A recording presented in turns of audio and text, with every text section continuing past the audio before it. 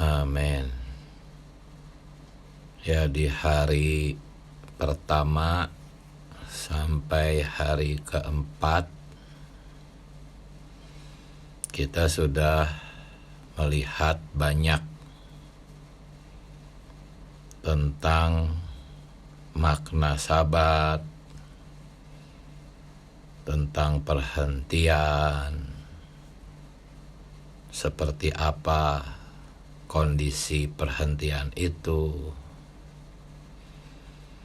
Nah, hari ini dan besok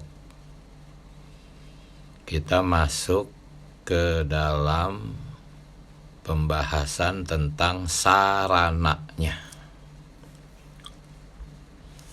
Sarananya untuk apa?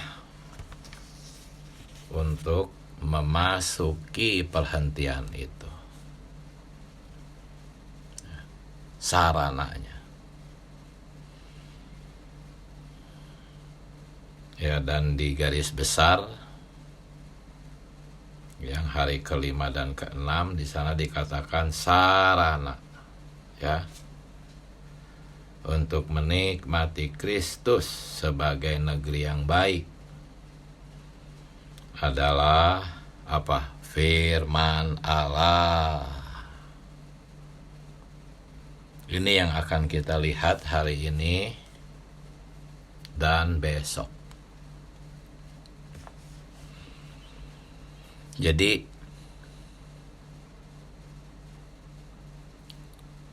mengenai perhentian yang dilambangkan dengan tanah permai, kemudian bangsa Israel yang mengembara, itu bukan kita yang mengarang, ya, tetapi penulis kitab Ibrani. Mulai dari pasal 3 ayat 7 sampai pasal 4 ayat 11. Kalau saudara-saudari membacanya, di sana penulis kitab Ibrani itu ya menggunakan perjalanan bangsa Israel keluar dari Mesir, mengembara di padang gurun, lalu masuk ke tanah Kanaan.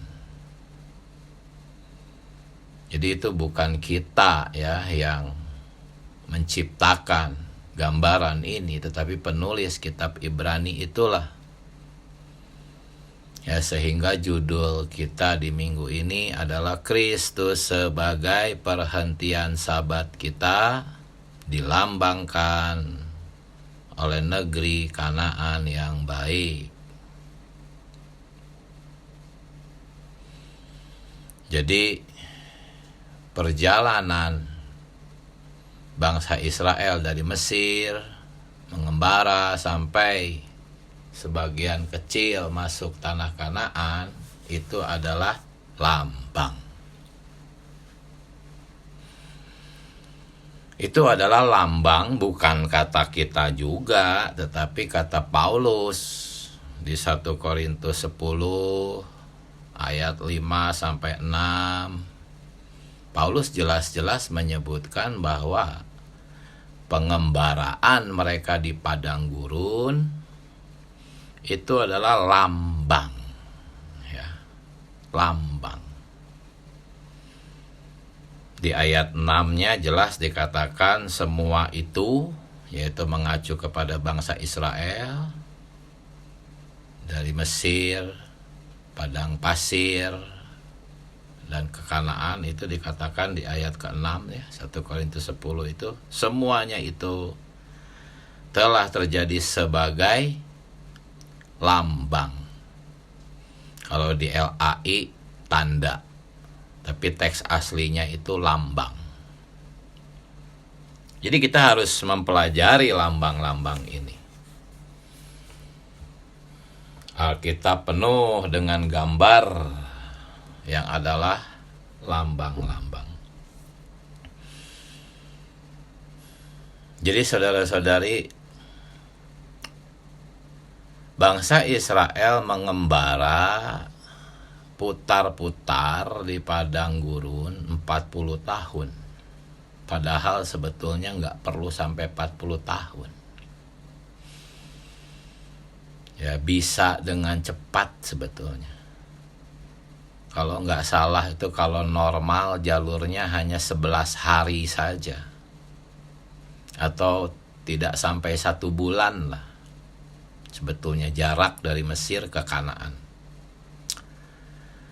Oh, tetapi mereka berputar-putar 40 tahun di pengembaraan mereka. Ya.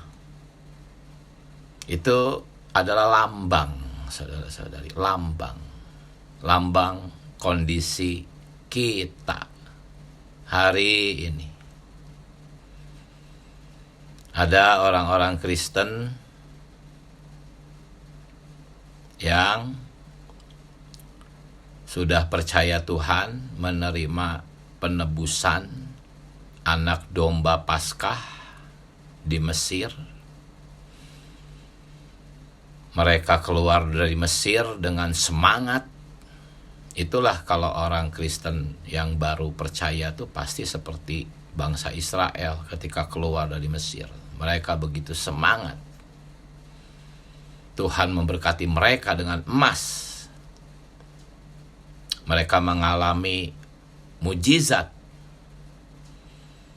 Banyak mujizat terjadi ketika bangsa Israel keluar dari Mesir. Demikian juga banyak mujizat ketika seseorang baru saja percaya kepada Tuhan. Hati mereka begitu girang, riang, sukacita. Mereka semangat memberitakan pengalaman mereka, bersaksi kemana-mana. Bahkan mereka juga diberi emas. Ya, bangsa Israel mendapatkan banyak emas ketika keluar dari Mesir. Ini adalah pengalaman orang Kristen. Tetapi pengalaman ini tidak terlalu lama ya.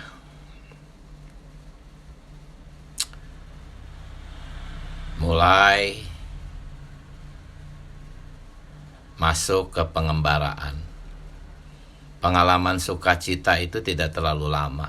Bulan madu itu tidak terlalu lama.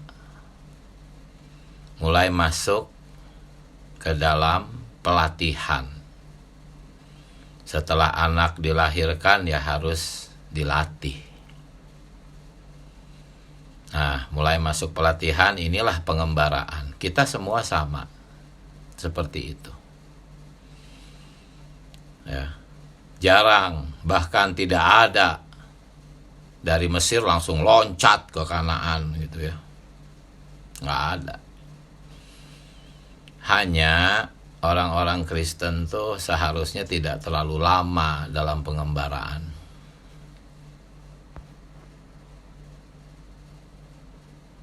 Ya. Cuman ada yang lama, ada yang cepat dalam pengembaraan mereka. Yang lama ini bahayanya buang-buang waktu di dalam pengembaraan seperti bangsa Israel. Umurnya makin tua, tetapi pikirannya masih mengembara, jiwanya masih mengembara, sampai akhirnya ya udah nggak kuat, mati di padang gurun. Itu melambangkan kita meninggal dunia sebelum kita matang. Karena membuang-buang waktu terlalu lama mengembara di jiwa. Nah, ketika bangsa Israel mengembara di padang gurun, mereka masih belum kehilangan selera mereka terhadap makanan di Mesir. Mereka teringat makanan di Mesir, mereka masih berselera. Ini suatu lambang, saudara-saudari. Banyak orang Kristen sudah lama jadi orang Kristen, tetapi selera mereka terhadap dunia, hiburan-hiburan dunia, pelesiran, ya, banyak kenikmatan-kenikmatan, hobi-hobi yang lama, itu masih terus bertahan. Inilah pengembaraan. Mereka bersungut-sungut karena bosan dengan mana. Banyak orang Kristen juga bosan dengan penghidupan gereja. Firman-Nya gitu lagi, gitu lagi. Tidak seperti di kekristenan yang ada banyak hiburan, ya, khotbah-khotbah yang lucu-lucu, yang menyenangkan telinga. Tapi di pemulihan Tuhan tuh apa? Hanya mana, nggak ada yang lain, sungut-sungut. Akhirnya mereka nggak betah dalam penghidupan gereja. Ya, ada yang tidak lagi bersidang, ada yang tetap bersidang tetapi bersidang sebagai agamawi, capek, letih, lesu.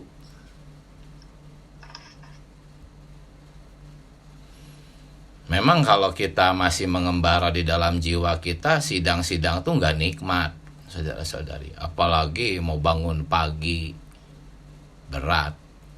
Karena ya itu di tengah-tengah kita tuh hanya ada mana. Sebetulnya ada mana dan ada hasil tanah permai. Tetapi bagi orang-orang yang jiwanya masih mengembara, kelimpahan tanah permai itu ya mereka tidak nikmati. Mereka hanya melihat mana lagi. Inilah pengembaraan. Mereka tidak bisa menikmati Kristus. Sampai akhirnya, ya, karena hati yang keras, akhirnya mereka kehabisan waktu. Seperti bangsa Israel, mati di padang gurun. Tubuh ini ada batasnya, saudara-saudari. Kita sedang berlomba, saudara-saudari. Ya, Ibrani pasal 3 sampai pasal 4 ini sangat berkaitan kuat dengan perlombaan yang disebutkan di pasal-pasal sebelumnya. Kita tuh sedang berlomba. Berlomba dengan apa? Dengan tubuh kita. Tubuh kita tuh makin merosot, saudara-saudari. Makin habis. Kalau terus-menerus mengembara, ya akhirnya seperti bangsa Israel mati di padang gurun. Ya, pengembaraan kita itu adalah satu kehidupan yang bertanya-tanya, bingung. Bertanya-tanya, bingung itu tuh suatu pengembaraan. Ya. Seperti apa sih saudara-saudari yang sudah tidak lagi mengembara? Seperti apa kira-kira? Ya, saya menemukan beberapa ayat yang bisa menggambarkan kondisi saudara-saudari yang sudah masuk tanah permai ini. Yaitu di Filipi 4 ayat 11 sampai 13. Inilah kondisi saudara-saudari yang telah masuk tanah permai, tidak lagi mengembara. Dikatakan di sini oleh Paulus, ya. Aku telah belajar mencukupkan diri dalam segala keadaan. Dalam segala keadaan Paulus merasa cukup. Baik dalam kekurangan maupun dalam kelimpahan. Paulus berkata, aku telah belajar mencukupkan diri. Aku tahu apa itu kekurangan, aku tahu apa itu kelimpahan. Jadi biarpun dalam kekurangan ataupun kelimpahan, Paulus selalu hidup dalam kecukupan. Ketika kurang dia merasa cukup. Ketika berlebihan dia tidak hanyut. Banyak di antara kita ketika kelebihan hanyut langsung. Wah, segala macam dinikmati itu dunia. Nah, itu masih mengembara namanya. Ketika kekurangan, boro-boro bisa berkata cukup, mengeluh seperti bangsa Israel, menggerutu, bertanya-tanya. Saudara-saudari, kalau anak Anda ya bertanya-tanya tentang Anda, pasti Anda tersinggung, marah. Misalnya anak Anda lari ke tetangga, lalu bertanya-tanya tentang Anda, kenapa ya orang tua saya begini, begitu, begini, begitu. Pasti marah orang tua, bertanya-tanya seperti itu. Saya bingung, kebingungan saya dengan orang tua saya. Saudara, kalau anak Anda seperti itu gimana? Ngegosipin orang tuanya seperti itu, komplain, protes seperti bangsa Israel itu. Ya, Allah marah, saudara-saudari, Allah marah. Dia marah bukan marah kepada musuh, dia marah kepada anaknya, gitu. Sehingga harus dihajar itu anak. Ini semua dikatakan oleh kitab Ibrani, saudara-saudari. Hanya saya sampaikan secara bahasa sehari-hari. Tapi bagi Paulus di Filipi 4 tadi, dia merasa cukup apapun keadaannya. Ini orang-orang yang sudah masuk ke tanah permai. Kemudian dilanjutkan, Paulus berkata, dalam segala hal dan dalam segala perkara. Wah, segala hal, segala perkara. Tidak ada sesuatu yang merupakan rahasia bagiku. Karena tidak ada yang rahasia, dia jelas gitu. Dia tidak bertanya-tanya, dia tidak kebingungan. Kalau orang-orang saudara-saudari yang sudah memasuki tanah permai, biarpun dia sedang sakit, sedang banyak peristiwa yang buruk, itu nggak rahasia lagi buat dia. Dia tidak bertanya-tanya lagi kenapa begini, kenapa begitu. Nggak lagi bingung. Karena dia sudah tidak mengembara lagi. Tapi kalau kita yang masih bingung, kenapa begini, kenapa begitu, selalu bertanya-tanya, kok Allah begini, kok begini, lalu mulai meragukan, ya, meragukan jalan di pemulihan Tuhan ini. Kita mengingat masa lalu. Masa lalu tuh sepertinya lebih baik daripada sekarang. Itu sama persis dengan bangsa Israel, karena bangsa Israel ini memang lambang daripada kita. Tapi bagi Paulus, walaupun dia ada dalam penjara, ya, secara jasmania dia begitu menderita, tetapi dia tidak bertanya-tanya, dia nggak bingung gitu. Watchman ini pun seperti itu. Sukacita, hasilnya kalau tidak lagi seperti itu kan sukacita. Tidak ada yang rahasia bagi Paulus, bagi Watchman ini. Maksudnya dia mengerti betul jalan Allah, nggak rahasia lagi buat dia. Dia tahu ujungnya kemana. Sehingga pasti sukacita, gitu.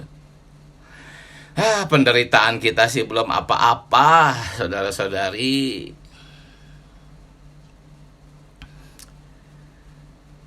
Seharusnya nggak perlu bertanya-tanya lagi, jangan bingung lagi.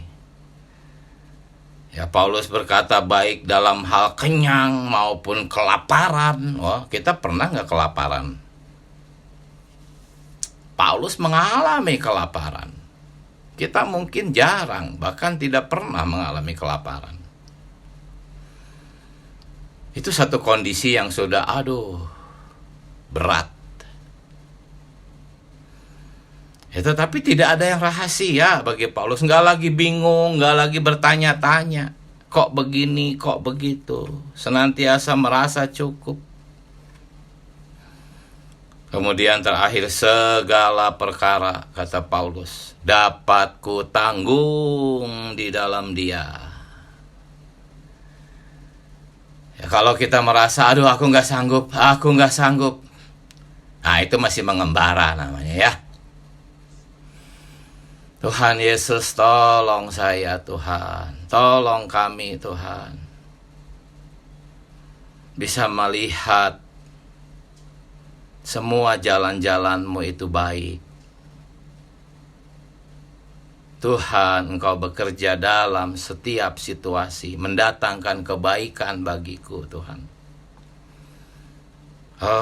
Firman-Mu mengatakan segala perkara pasti dapat kutanggung. Nah, kalau kita terus mendoa bacakan firman, ya, khususnya firman-firman yang menjadi rema bagi kita, catat, simpan. Nanti kita bisa doa bacakan. Ini Filipi 4 ayat 11 sampai 13, ini simpan, catat. Mulai doa bacakan, ya. Hasilnya apa? Inilah sarananya, gitu. Hari ini kita dan besok kita berbicara tentang sarana bagaimana kita memasuki tanah permai. Tidak lagi mengembara. Sarananya tuh firman, saudara-saudari. Cuman banyak orang, ya saudara-saudari, yang gak percaya gitu kepada khasiat doa baca itu, sehingga gak mau berlatih. Itulah mengeraskan hati, itulah pemberontakan. Sudah begitu banyak saudara-saudari bersaksi khasiat menyeru nama Tuhan itu seperti apa, khasiat doa baca itu seperti apa, khasiat sidang-sidang itu seperti apa. Cuman malas tetap bersungut-sungut. Itu memberontak, mengeraskan hati. Ya memang firman Tuhan itu seperti pedang, sanggup menusuk, memisahkan sumsum dan sendi yang keras itu. Tetapi Efesus 6 ayat 17 dan 18 yang akan kita doa bacakan besok berkata, itu harus kita terima, gitu. Terimalah pedang itu, gitu. Jangan menyalahkan pedang itu. Kok katanya sanggup membuat aku tenang, damai. Kok aku nggak mengalami? Jangan menyalahkan pedang itu. Karena Efesus 6 ayat 17-18 mengatakan, kamu harus menerimanya. Terimalah. Jangan ditolak. Ayo mulai berlatih menyeru nama Tuhan, doa baca firman. Ayo mulai. Berbaur dengan Yosua dan Kaleb. Jangan melawan mereka. Ayo berdoa baca dengan saudara-saudari, latihan. Ya. Walaupun penyegaran pagi kita doa bacanya juga belum maksimal, tetapi ayo ikut doa baca, nggak apa-apa mau mic-nya di mute juga, tapi doa baca lah sungguh-sungguh. Percayalah khasiat doa baca. Percayalah, itu akan memisahkan hayat jiwa kita dengan roh kita. Hayat jiwa kita akan dicungkil oleh pedang itu, dibuang, sehingga roh kita terpisah dengan hayat jiwa kita. Kalau sudah demikian, ya pasti kita bisa berkata seperti Paulus, semuanya cukup, aku tidak lagi bertanya-tanya, aku sekarang sukacita, aku sanggup. Itu. Cuman sarananya adalah firman, saudara-saudari. Mulai belajar, ya, menikmati firman oleh roh, karena firman ini adalah firman yang hidup. Pedang bermata dua itu hidup dan kuat. Jadi harus dihidupkan. Alkitab itu tulisan yang mati, tetapi kalau kita membacanya dengan roh, belajar menyeru nama Tuhan, lalu baca hidup, baca tekan, akhirnya doa baca. Setelah itu kita mulai membaca berita-berita, kita baca. Itu sarananya semua firman, firman, dan firman. Cuman banyak saudara-saudari itu bukan lari ke firman, malah lari mengeluh sana, mengeluh sini, cerita ke sana, cerita ke sini. Cari manusia. Akhirnya ya habis waktu. Sampai tua begitu ya meninggal lah sudah di padang gurun. Oh Tuhan Yesus. Jadi inilah yang bisa kita lihat hari ini dan besok FKKP ya. Sekali lagi sarananya adalah firman, saudara-saudari. Berdoalah Tuhan Yesus, latih aku menikmati firman. Latih aku Tuhan, mulai sekarang aku mau berjeri lelah atas firman. Tolong saya mau berhenti mengembara, capek Tuhan, tolong saya. Amin. Di lokal-lokal kita masing-masing, dengan saudara-saudari kita mau menempuh jalan menikmati firman. Amin. Silakan sekarang saudara-saudari berbagi nikmat. Amin. Tuhan Yesus. Silakan. Ambil kesempatan. Yang pertama. Amin. Silakan saudari. Amin. Terima kasih saudara Diki. Penjelasannya sungguh sangat meneguhkan gitu ya, membuka mata rohani kita. Saya sungguh berterima kasih. Apa yang dijelaskan itu adalah pengalaman yang memang saya alami, tetapi sekarang saya bisa lebih mengerti dan tahu sasaran, tahu jalannya, sarananya, yaitu firman. Jadi ya sekarang udah tahu semuanya, tinggal berdoa, minta Tuhan beri kekuatan, minta Tuhan menyatakan dirinya lebih lagi supaya karakter Tuhan makin bertambah di dalam saya. Mengerti firman, itu aja yang sekarang harus saya tekuni ya, lebih rajin lagi baca firman. Udah cuma itu terang yang ditambahkan. Terima kasih. Amin. Puji Tuhan. Amin. Haleluya. Silahkan Saudari Lani. Amin. Amin. Puji Tuhan. Saya juga kembali terangi pagi ini ya. Tadi mengenai sarana untuk menikmati perhentian, yaitu firman ya. Yaitu kembali datang kepada firman. menyeru namanya, firman dibaca dengan hidup, tekan, ulang. Nah, ini perlu menjadi dorongan ya. Saya kembali terdorong pagi hari ini untuk terus berlatih, berjuang, datang kepada firman-Nya ya. Tadi yang saudara sampaikan, sungguh ini adalah bangsa Israel, ini adalah gambaran kita hari ini ya. Termasuk saya sendiri mengalami kalau sebagai bangsa Israel, dia menuju ke tanah Kanaan, tanah permai, harus melewati berputar-putar 40 tahun yang harusnya bisa 11 hari ya.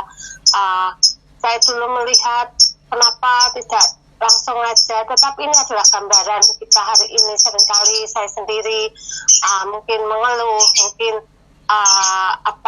bertanya-tanya, oh Tuhan ampuni ya, perlu datang kepada firman-Nya, kembali menikmati dia ya, mendoa bacakan sehingga mendapatkan kelegaan ya. Nah, ini yang menjadi dorongan saya pagi hari ini, sehingga tidak lagi bertanya-tanya atau mengeluh atau mungkin mencari manusia untuk menceritakan yang dialami, tetapi hanya kembali kepadanya, firman Allah yang murni, yang sanggup memisahkan ya sendi-sendi. Nah, ini pun juga menjadi dorongan saya pagi hari ini. Firman itu terus menyuplai ya, menjadi kenikmatan. Amin, puji Tuhan. Puji Tuhan. Amin. Ya, silahkan Saudari Ango. Amin. Amin. Ya, puji Tuhan. Makasih Saudara Diki ya. Penjelasannya sungguh membawa saya ini benar-benar mendapatkan satu terang ya. Membaca ini mungkin sudah pernah baca ya, tapi waktu baca tuh hanya merasa ini kan untuk kaum beriman di Ibrani ya. Tapi ketika di dalam penjelasan melalui pengalaman ya, ternyata itu bukan hanya untuk bangsa Ibrani di sana ya, tapi ini untuk saya hari ini ya. Satu perkataan saudara yang sangat menjama adalah dikatakan bahaya ya kalau kita menggembala terlalu lama dan akhirnya mati di padang gurun. Ini sungguh satu kesia-siaan ya kalau sampai hal itu terjadi, dan kita yang ada di grup ini sungguh beruntung ya, karena ini perkataan adalah untuk kita semua yang sudah percaya kepada Tuhan ya. Memang kita melihat pembacaan hari ini memang sangat satu fakta ya, bahwa dalam mengikuti Tuhan kadang-kadang kita juga masih seperti menggembala ya di dalam jiwa kita ya, seling berkeluh kesah, bersungut-sungut, bertanya-tanya, apalagi kita yang pernah di luar atau ketika kita berpaling ke pemulihannya, kadang-kadang situasi atau orang mulai bertanya, menghakimi. Jadi dalam hati, benar nggak ya? Saya di pemulihan, benar nggak ya? Oh Tuhan Yesus ya, tapi hari ini kita sudah mendapatkan jawaban semuanya ya. Dalam situasi pengembaraan kita hanya perlu kembali ke dalam firman-Nya. Memang seringkali kita sudah ya sangat berkeras hati ya. Sering saudara-saudari kita menganjurkan kita untuk berlatih doa baca. Tapi sering kita hanya tahu, oh ya saya perlu doa baca. Tapi sering-sering tidak sungguh-sungguh ya melakukannya. Tetapi berita pagi ini mengingatkan kita kembali ya, bahwa sarana kita adalah satu-satunya kembali ke dalam firman-Nya. Karena hari ini firman Tuhan berkata ya, firman Tuhan itu seperti pedang yang kuat ya, pedang bermata dua. Jadi hari ini tidak ada jalan lainnya untuk memisahkan jiwa kita yang banyak persoalannya, yang selalu mengembara, bertanya ini dalam situasi meragukan Tuhan. Tapi hari ini tidak ada jalan lainnya. Saya juga ini membawa saya kembali bertobat ya, harus sungguh-sungguh kembali berlatih menyeru nama Tuhan dan mendoa bacakan firman sampai firman ini benar-benar menjadi satu firman yang hidup. Amin, puji Tuhan. Amin. Haleluya. Puji Tuhan. Silahkan saudara-saudari. Amin.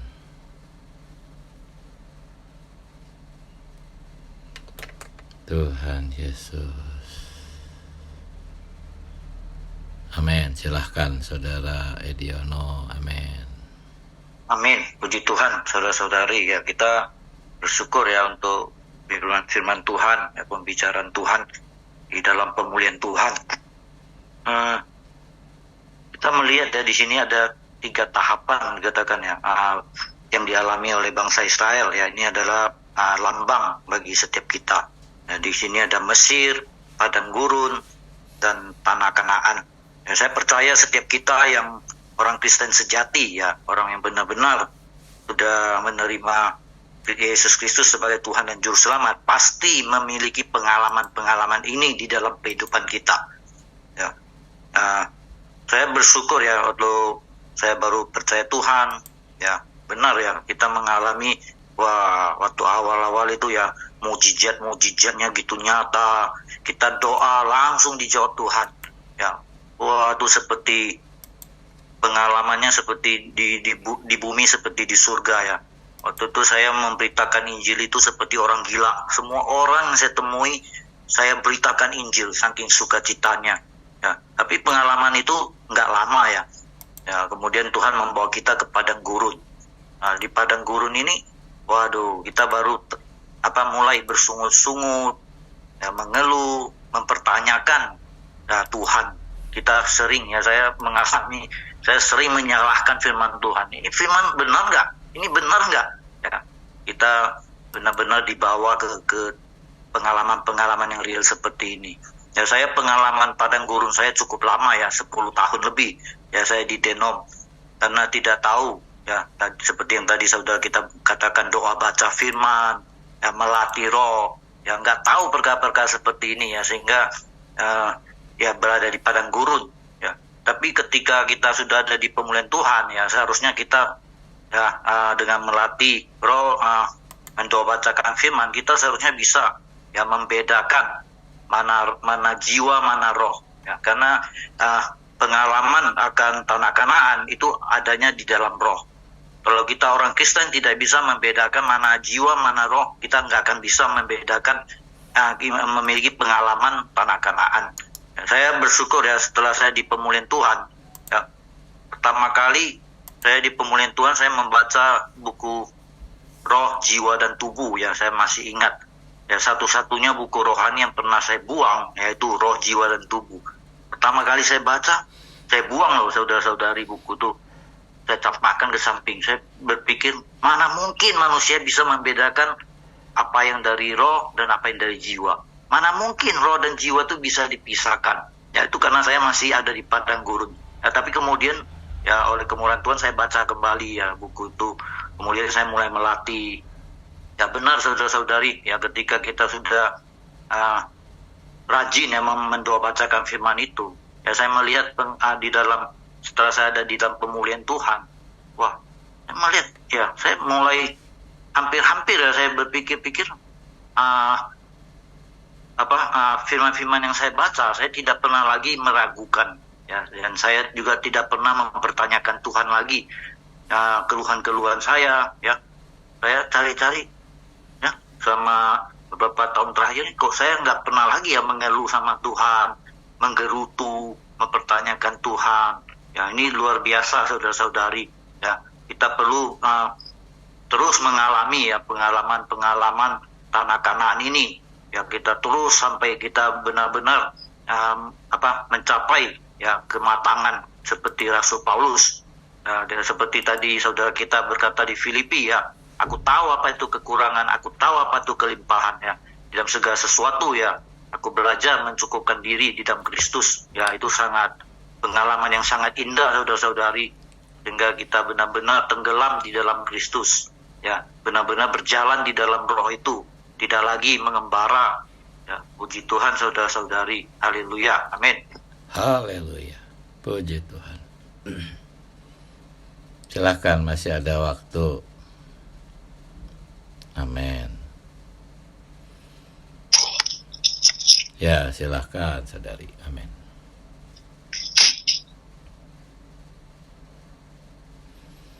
Tuhan Yesus. Saya ternyata buka. Oh, Tuhan Yesus. Amin, silakan. Ya, puji Tuhan ya. Saya terjamah di bagian ini ya, waktu ya. Jadi orang Israel yang sudah dilepaskan dari Mesir, tetapi mati di padang gurun. Kita sekarang sedang berlari ya, mengejar waktu ya. Waktu ini adalah untuk kita semakin bertumbuh dalam hayat. Puji Tuhan, saudara tadi menandaskan bahwa harus lebih lagi berlatih doa baca, doa tekan. Memang ya, setelah kita benar-benar menikmati Tuhan itu, kita akan berbeda ya. Saya merasa kalau saya berbicara dengan saudara yang belum mengalami ini ya, saya menjadi orang yang aneh. Karena selera saya bukan lagi dunia lagi ya. Kok dulu saya pergi ke tempat-tempat yang saya sangat kagumi ya, saya senang, saya bangga. Sebenarnya hari ini saya kalau pergi tuh ke luar negeri ya, karena bersama keluarga dan harus memang mengerjakan tugas bersama keluarga ya, untuk nemenin memang tugas lah ya. Itu dulu ke tempat-tempat itu saya sangat bangga ya, sangat senang. Sekarang ini saya sebenarnya jujur aja gelisah, saya nggak menikmatinya. Ini apa, padahal dulu ketika jalan-jalan tuh saya sangat senang. Kalau lebaran itu juga begitu ya. Dulu kalau di kompleks saya tuh kosong mobilnya, kan mereka gak cukup mobilnya itu hanya di garasi, tapi juga di luar-luar. Hati saya tuh enggak damai. Saya pengen pergi dengan mereka, tapi kan saya nggak pergi karena suami saya tuh nggak suka pergi pada waktu lebaran ya. Jadi saya tuh sebenarnya hati saya tersiksa. Tetapi hari ini ketika lebaran hari ini, silahkan dia pergi, silahkan, benar-benar seperti itu, silahkan pergi, silahkan senang-senang. Yang penting saya mendapatkan Tuhan. Inilah fakta ya, ketika kita tuh menikmati Tuhan tuh benar-benar selera Tuhan menjadi selera kita. Makanya saya melihat kalau Rasul Paulus itu bisa hidup sedemikian rupa, memang konstitusi Tuhan di dalam dirinya itu sedemikian. Jadi mata rohannya sudah dibuka sedemikian rupa sehingga seleranya adalah selera Kristus itu sendiri. Juga saudara yang ada di sini ya, bagaimana mungkin ada di tempat perluasan ya, dia meninggalkan pekerjaannya karena belas kasihan Tuhan, menikmati Tuhan lebih dalam lagi, sehingga ya melihat harganya Kristus itu mau berjuang. Jadi doa membaca firman ini adalah harga mati ya, yaitu supaya kita semakin disusun oleh Tuhan, semakin mendapatkan Tuhan itu sendiri, tidak bertanya-tanya lagi kenapa begini, kenapa begitu, tetapi sungguh senantiasa datang kepada Tuhan, apa kehendak Tuhan, apa yang Tuhan inginkan. Ini perlu perjuangan sampai kita kembali kepada Tuhan. Amin. Amin. Puji Tuhan. Tuhan Yesus, mari kita menyeru nama Tuhan. Amin. Tuhan Yesus. Amin. Tolong Tuhan agar setiap kebenaran menjadi pengalaman kami. Amin. Tuhan belas kasihani kami, Tuhan. Kami perlu firman Allah. Amin. Firman Allah harus hidup di dalam kami. Itulah yang akan mengerat hayat alamiah kami. Amin. Tuhan Yesus, pisahkanlah Tuhan. Pisahkanlah hayat jiwa kami dengan roh kami Tuhan, sehingga roh kami bisa jelas memasuki pikiran kami, sehingga pikiran kami menjadi roh pikiran, bisa jelas membedakan mana pemikiran alamiah, mana pikiranmu. Amin. Sehingga kami tidak lagi bertanya-tanya, tidak lagi kebingungan, tidak gelisah lagi, tidak khawatir lagi. Amin. Amin. Oh, segala perkara dapat kami tanggung, Tuhan. Amin. Ya. Karena Engkau sendiri berkata semua pencobaan itu biasa. Pasti kami dapat menanggungnya. Amin. Amin. Ya. Tuhan Yesus, terima kasih.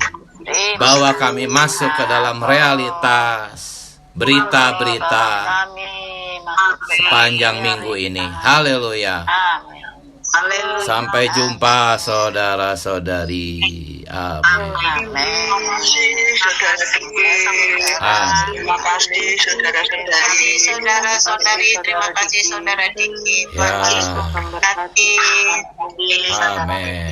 Saudara-saudari Puji semua. Amin. Tuhan memberkati. Amin. Amin.